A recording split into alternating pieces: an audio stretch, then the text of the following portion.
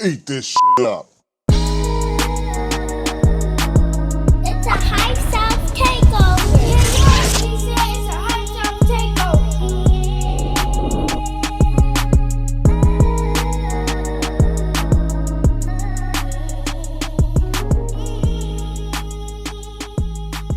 Houston has its fair share of boxing history, from when Muhammad Ali refused enlistment into the draft in 1967 to world-renowned heavyweight champion George Foreman, who grew up in Houston's historic Fifth Ward. Even Evander Holyfield spent time here training throughout his career with Ronnie Shields. Lou Savarese, a guy who is most popular for being Mike Tyson's second quickest fight in 2000 that occurred in 38 seconds. Here we go then, round one. Savarese, of course, in the sky blue trunks. He has the size to cause. Oh, there is the. He's up about 4, and he's in big trouble. It's all over shortly. Next punch. That was quicker than he put Julius Francis there. Yeah. Oh, he's got it. Oh, he's got it. It's all over. It's all over. Also, the short-lived reign of the unified lightweight champion, Juan Baby Boy Diaz, who was a hell of a fighter and most notably had an amazing series of fights with Juan Manuel Marquez, in which one packed Toyota Center for a fight that resulted in being the 2009 Fight of the Year. In 2020, Houston has new faces of boxing that look very similar, the Charlo Twins. You can get caught running into punch.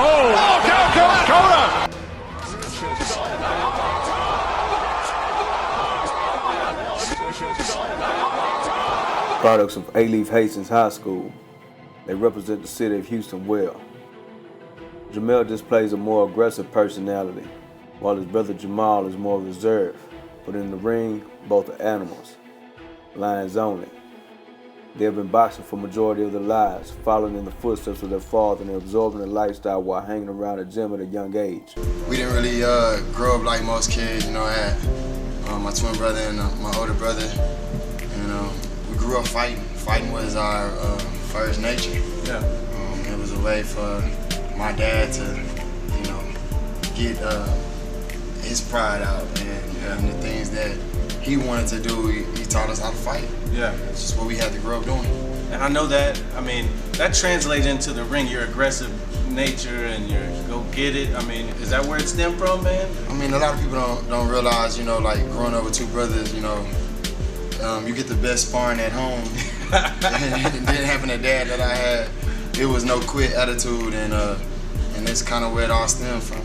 It's rare for boxers to have a perfect professional record, and up until December of 2018, that was true for both H-Town fighters. Jermell lost a controversial decision to Detroit native Tony Harrison, which ignited a fire in Jermell that would get him back his world title a year later. Jermell avenged his loss in impressive fashion in a rematch, regaining his belt in the biggest, most important fight of his career. Jermall today still holds an unblemished record of 30-0, 22 coming by way of knockout, and holds the WBC middleweight title.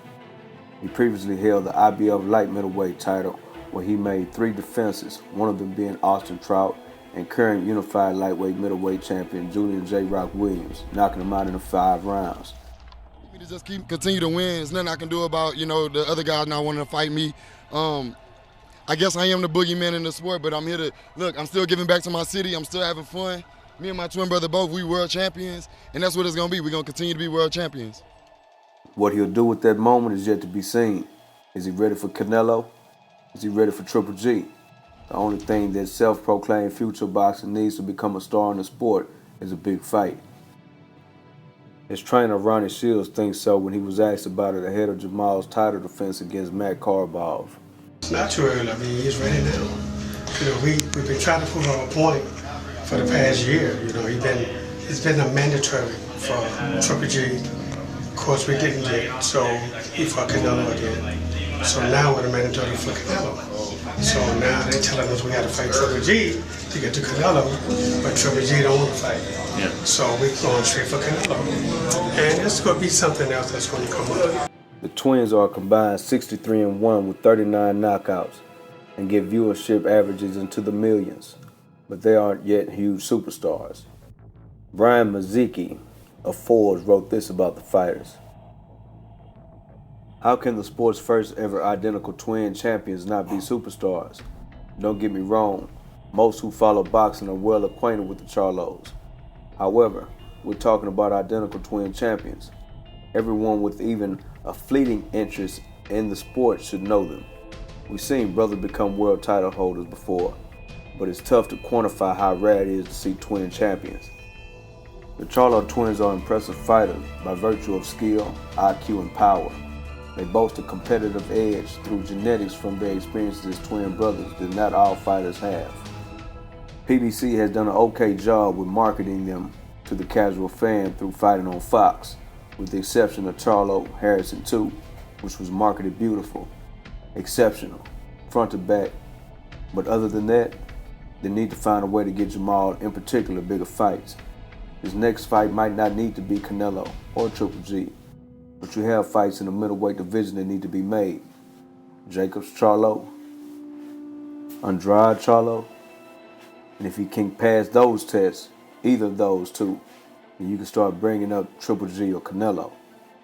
Nevertheless, they are champions, and they are the current pride of Houston, Texas.